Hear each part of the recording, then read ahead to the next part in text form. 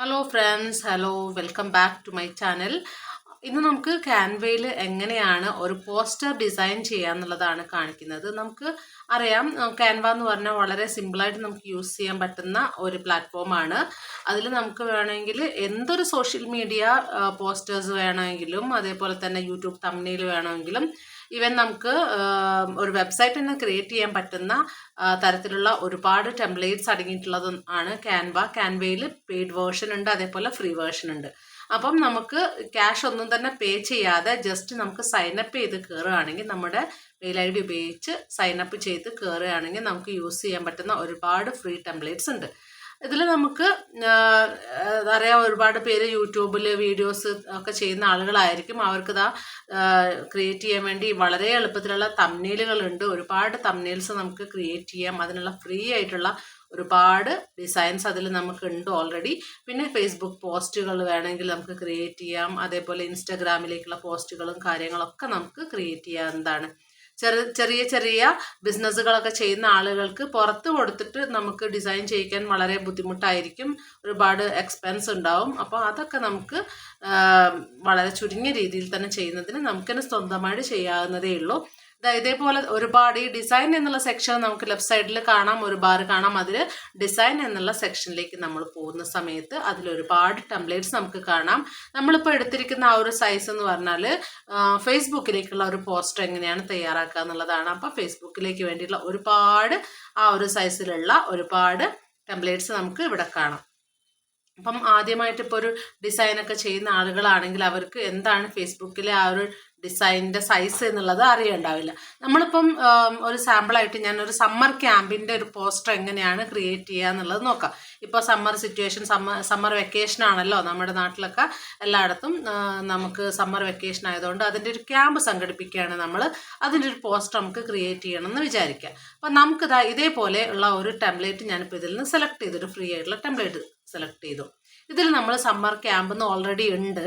അപ്പം ഒട്ടും ചെയ്യാൻ അറിയാത്ത ആളുകൾ, വളരെ ഇതിലൊരു ബിഗിനറൊക്കെ ആണെങ്കിൽ നമുക്ക് എന്ത് ചെയ്യാം, ഇതേപോലെ നമുക്കൊരു ടെംപ്ലേറ്റ് എടുക്കാം. അതിനുശേഷം നമുക്കിതിൻ്റെ കളർ വേണമെങ്കിൽ ചേഞ്ച് ചെയ്യാം.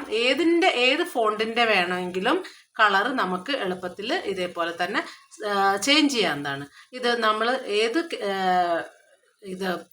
ഏതാണോ നമുക്ക് ചേഞ്ച് ചെയ്യേണ്ടത് അത് സെലക്ട് ചെയ്യുക. നമുക്ക് ഫസ്റ്റ് ആ ഒരു ഫോണ്ട് നമ്മൾ സെലക്ട് ചെയ്യുക, അല്ലെങ്കിൽ ആ ഒരു ലെറ്റേഴ്സ് നമ്മൾ സെലക്ട് ചെയ്യുക. അതിനുശേഷം നമുക്ക് കളർ ഇതേപോലെ സെലക്ട് ചെയ്ത് മാറ്റാവുന്നതാണ്. മുകളിൽ നമുക്ക് കാണാം, ഏറ്റവും മുകളിലായിട്ട് A എന്നുള്ളത് കാണാം. ആ A എന്ന് പറയുന്നത് ഫോണ്ടിൻ്റെയാണ് നമ്മൾ ഉദ്ദേശിക്കുന്നത്, അല്ലെങ്കിൽ ലെറ്റേഴ്സിൻ്റെ ആണ്.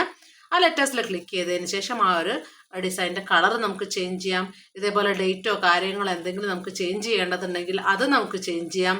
അതിന് പുറത്തുകൂടെ നമുക്ക് കാണാം, ഒരു റൗണ്ടാണ്, സർക്കിളാണ് കൊടുത്തിരിക്കുന്നത്. ആ സർക്കിൾ നമുക്ക് മാറ്റിയിട്ട് വേണമെങ്കിൽ ട്രയാങ്കിളോ അല്ലെങ്കിൽ വേറെ എന്തെങ്കിലും ഡിസൈൻസോ വേണമെങ്കിൽ ചെയ്യാം.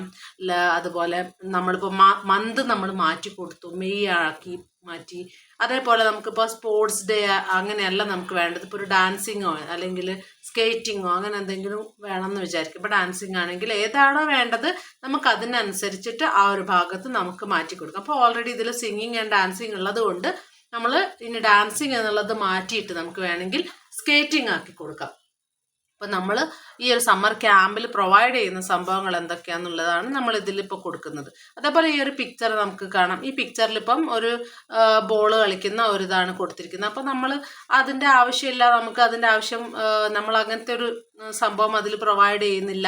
അതിന് പകരം ഇപ്പോൾ സ്കേറ്റിംഗ് നമ്മൾ പ്രൊവൈഡ് ചെയ്യുന്നുണ്ട് എന്നാണെങ്കിൽ നമുക്ക് ഇപ്പുറം പോയതിന് ലെഫ്റ്റ് സൈഡിലെ എലമെൻസിൽ പോയാൽ നമുക്ക് എലമെൻറ്റ്സ് എന്നുള്ളത് കൊണ്ട് ഉദ്ദേശിക്കുന്നത് നമുക്ക് ഇതിലേക്ക് ആവശ്യമായിട്ടുള്ള സാധനങ്ങൾ, ഇതുപോലെയൊക്കെയുള്ള ചെറിയ ചെറിയ എന്തെങ്കിലും കാര്യങ്ങളൊക്കെ ഉൾപ്പെടുത്താനുണ്ടെങ്കിൽ അതാണ് കേട്ടോ ഉദ്ദേശിക്കുന്നത് എലമെൻറ്റ്സ് എന്നുള്ളത് കൊണ്ട്. അപ്പോൾ അതിൽ നമ്മൾ സ്കേറ്റിംഗ് അടിച്ചു കൊടുക്കുമ്പോൾ ഒരു സ്കേറ്റിങ്ങിൻ്റെ ഫ്രീ ഇമേജ് നമുക്ക് കിട്ടി. ഒരുപാട് മറ്റ് ആ ഒരു ക്രൗൺ കൊടുത്തിരിക്കുന്നത്, പ്രോ എന്ന് കൊടുത്തിരിക്കുന്നതൊക്കെ നമ്മൾ പെയ്ഡ് ആയിട്ടുള്ളതാണ്, അത് നമുക്ക് യൂസ് ചെയ്യാൻ പറ്റില്ല. അപ്പം നമുക്ക് ഇതേപോലെ ഫ്രീ ആയിട്ടുള്ള ഇമേജസ്, ഇപ്പം നമ്മൾ കൊടുത്തിരിക്കുന്നത് ഫ്രീ ആയിട്ടുള്ള ഇമേജാണ്. ഈ ഒരു ഇമേജ് നമുക്കിവിടെ ആഡ് ചെയ്യാം. പിന്നെ ഇപ്പം ഇതിൻ്റെ ബാക്ക്ഗ്രൗണ്ട് ഇപ്പോൾ ബ്ലൂ കളറിലൊക്കെയാണ് വരുന്നത്. അപ്പോൾ നമുക്ക് ആ ഒരു ബ്ലൂ കളർ ഈ ഒരു ഇമേജിനും കൊടുക്കുമ്പോൾ നമുക്കത് വിസിബിൾ ആവില്ല, നമുക്ക് കാണാൻ പറ്റില്ല എന്നാണെങ്കിൽ നമുക്ക് വേണമെങ്കിൽ ഇതിൻ്റെ ഡ്രസ്സ് വേണമെങ്കിലോ നമുക്ക് ആ മുകളിൽ നമുക്ക് കാണാം. നേരത്തെ ഒരു ടെക്സ്റ്റ് വന്നിരിക്കുന്ന ആ ഒരു ഭാഗത്ത് നിങ്ങൾക്ക് കാണാം കുറേ കളേഴ്സ്, ബ്ലാക്ക് അല്ലെങ്കിൽ ബ്ലാക്ക്, ബ്ലൂ, ഗ്രീൻ, റെഡ്, അങ്ങനെ കുറേ കളറുകളുണ്ട്. നിരത്തി കുറേ കളറുകൾ മുകളിൽ കാണുന്നുണ്ടല്ലോ, നിരനിരയായിട്ട് കാണുന്നുണ്ടല്ലോ. അതിൽ നമുക്ക് ക്ലിക്ക് ചെയ്തിട്ട് ഈ ഒരു ഇമേജിൻ്റെ കളേഴ്സാണ് ഇതിൽ യൂസ് ചെയ്തിരിക്കുന്ന കളേഴ്സാണ് നമുക്ക് അവിടെ മുകളിൽ കാണിച്ചിരിക്കുന്നത്. അപ്പോൾ ആ കളേഴ്സ് ഓരോന്നായിട്ട് നമുക്ക് മാറ്റി കൊടുക്കാം. ഇപ്പം നമുക്ക് ഞാനൊരു എക്സാമ്പിൾ കാണിച്ചില്ല. ആ നീലയിൽ ക്ലിക്ക് ചെയ്തിട്ട് ഞാനിപ്പോൾ അത് മാറ്റി ഓറഞ്ച് ആക്കിയപ്പോൾ ആ കുട്ടിയുടെ ഡ്രസ്സിലും അതേപോലെ തന്നെ മാറ്റം വന്നത് നമുക്ക് കാണാം അല്ലേ. അപ്പം അതേപോലെ നമുക്ക് ആ ഒരു കളറ് നമുക്ക് മാറ്റി കൊടുത്തു. ഇനി ആ ഒരു ഇമേജിൻ്റെ സൈസ് മാറ്റണമെങ്കിൽ എന്ത് ചെയ്യണം? മുമ്പത്തെ വീഡിയോയിൽ ഞാൻ പറഞ്ഞിട്ടുണ്ട്. അതിൻ്റെ കോർണറിൽ ഒന്ന് കൊടുത്തിട്ട് നമ്മൾ ജസ്റ്റ് ഒന്ന് ഡ്രാഗ് ചെയ്ത് കൊടുത്താൽ മതി, ഒന്ന് ചെറുതാക്കി കൊടുത്താൽ മതി, അപ്പോഴത്തേക്ക് അത് മാറും. ഇനി അടുത്തത് ഡാൻസിങ്ങിൻ്റെ ഒരു പിക്ചർ വേണമെന്ന് വിചാരിക്കാം. ഇതേപോലെ തന്നെ ലെഫ്റ്റ് സൈഡിലുള്ള എലമെൻസിൽ പോയതിന് ശേഷം നമുക്ക് ഡാൻസിങ് ഒന്ന് ടൈപ്പ് ചെയ്ത് കൊടുക്കുകയാണെങ്കിൽ അവിടെ സെർച്ചിൻ്റെ സ്ഥലത്ത് ഡാൻസിങ് സെലക്ട് ചെയ്ത് കൊടുക്കുകയാണെങ്കിൽ ടൈപ്പ് ചെയ്ത് കൊടുക്കുകയാണെങ്കിൽ നമുക്ക് ഡാൻസിങ്ങിൻ്റെ ഒരുപാട് പിക്ചേഴ്സ് വരും. അതിൽ തന്നെ ഉള്ള ഏതെങ്കിലും ഒരു ഇമേജ് നമുക്ക് എടുക്കാവുന്നതാണ്. ഓൾ എന്നുള്ളത് കൊടുക്കുന്നതിന് പകരം നമുക്ക് എന്ത് ചെയ്യാം? ഗ്രാഫിക്സ് എന്ന് കൊടുക്കാം. അപ്പോഴാണ് നമുക്ക് ഇതുപോലെയുള്ള കാർട്ടൂൺ ഇമേജസ് വരിക. അല്ലാതെ നമ്മൾ ഫോട്ടോസ് കൊടുക്കുന്ന സമയത്ത് റിയൽ ഇമേജസ് ആണ് വരിക. അപ്പോൾ ഇതേപോലെയുള്ള പോസ്റ്റേഴ്സിന്, ഈ ഒരു പോസ്റ്ററിന് ഒരിക്കലും അത് സ്യൂട്ടബിൾ ആവില്ല. അതുകൊണ്ടാണ് നമ്മൾ ഗ്രാഫിക്സ് എന്നുള്ളത് കൊടുക്കുന്നത്. ഇതൊക്കെ ഗ്രാഫിക് പിക്ചേഴ്സ് ആണല്ലോ ഇതിൽ യൂസ് ചെയ്തിരിക്കുന്നത്. അപ്പം ആ ഒരു പിക്ചർ നമുക്ക് ഇഷ്ടമുള്ള സ്ഥലത്ത് നമുക്ക് വെച്ച് കൊടുക്കാം. പിന്നെ ഇതേപോലെ വേറെ ഏതെങ്കിലും എലമെൻറ്റുകൾ മാറ്റണം എന്നുണ്ടെങ്കിൽ അത് ചെയ്യാം. നമുക്ക് റിമൂവ് ചെയ്യണമെങ്കിൽ റിമൂവ് ചെയ്തിട്ട് ഒഴിവാക്കാം. ഇതിലുള്ള ടെൻറ്റുകൾ വേണമെങ്കിൽ നമുക്ക് എന്ത് ചെയ്യാം? ഈ ടെൻറ്റ് ഇപ്പോൾ ഇവിടെ വേണ്ടാന്നാണെങ്കിൽ ആ ടെൻറ്റ് നമുക്ക് വേണമെങ്കിൽ ഇതേപോലെ മുകളിൽ കാണുന്ന ഇത് ക്ലിക്ക് ചെയ്താൽ പോകുന്നതാണ്. ഈ ഒരു ക്ലൗഡ് പോരെ, നമുക്ക് ഇനിയും ക്ലൗഡ് വേണമെങ്കിൽ അതിൽ തന്നെ ആ ഒരു പ്ലസ്, ആ മുകളിൽ കാണുന്ന ഒരു പ്ലസ് എന്നുള്ളതിൽ ക്ലിക്ക് ചെയ്ത് കൊടുത്താൽ അത് കോപ്പിയാവും. ഒരു കോപ്പിയും കൂടെ ഉണ്ടാവും. അതിനുശേഷം നമുക്ക് അത് എവിടെയാണോ വെക്കേണ്ടത് അവിടെ കൊണ്ടുവയ്ക്കാം. ഇങ്ങനെയുള്ള പല കാര്യങ്ങളും നമുക്ക് ചെയ്തു കൊടുക്കാം. പിന്നെ ലെയർ എന്നുള്ള ഓപ്ഷൻ ഞാൻ കഴിഞ്ഞ വീഡിയോയിൽ ഞാൻ ലെയറിൻ്റെ ഒരു ഓപ്ഷൻ കാണിച്ചിട്ടുണ്ടായിരുന്നു. നിങ്ങൾ ആ മുകളിൽ കാണുന്ന ഈ ഒരു ഏതാണ് പിക്ചർ അതിൽ ക്ലിക്ക് ചെയ്യുമ്പോൾ നമുക്ക് മുകളിൽ കാണുന്ന ആ ഒരു ഇതിൽ നിങ്ങൾക്ക് ഒരു 3 കുത്തായിട്ട് കാണുന്നുണ്ടല്ലോ, അതിൽ ക്ലിക്ക് ചെയ്യുമ്പോൾ നമുക്ക് ലെയർ എന്നുള്ളത് കാണും. അപ്പോൾ അതിൽ ആ ഒരു പിക്ചർ നിലവിലുള്ള പിക്ചറിൻ്റെ പിറകിലേക്കാണോ ഫ്രണ്ടിലേക്കാണോ കൊണ്ടുപോകേണ്ടത് എന്നുള്ളത് കാണിക്കും. ഇനി ഇതിനെക്കുറിച്ചൊക്കെ വിശദമായിട്ട് അറിയണമെന്നുണ്ടെങ്കിൽ നിങ്ങളൊന്ന് കമൻറ്റിൽ പറഞ്ഞാൽ മതി. ഞാൻ ഈ ക്യാൻവയിലെ ഓരോ ഫംഗ്ഷനെ കുറിച്ച് നിങ്ങൾക്ക് എന്താണ് അറിയേണ്ടതെന്ന് വെച്ചാൽ അത് പറയുകയാണെങ്കിൽ അതിൽ ഞാൻ വിശദമായിട്ട് പറഞ്ഞു തരാവുന്നതാണ് കേട്ടോ. അപ്പോൾ ഇതിപ്പം വൈറ്റ് ആക്കുന്ന സമയത്ത് ഇതിലത്തെ ടെക്സ്റ്റും എന്ത് കളറാണ്? വൈറ്റ് കളറിൽ തന്നെ ആയതുകൊണ്ട് നമുക്ക് ഇതിൻ്റെ കളറ് തൽക്കാലം വേറെ ഏതെങ്കിലും ഒരു കളറായിട്ട് കൊടുക്കാം.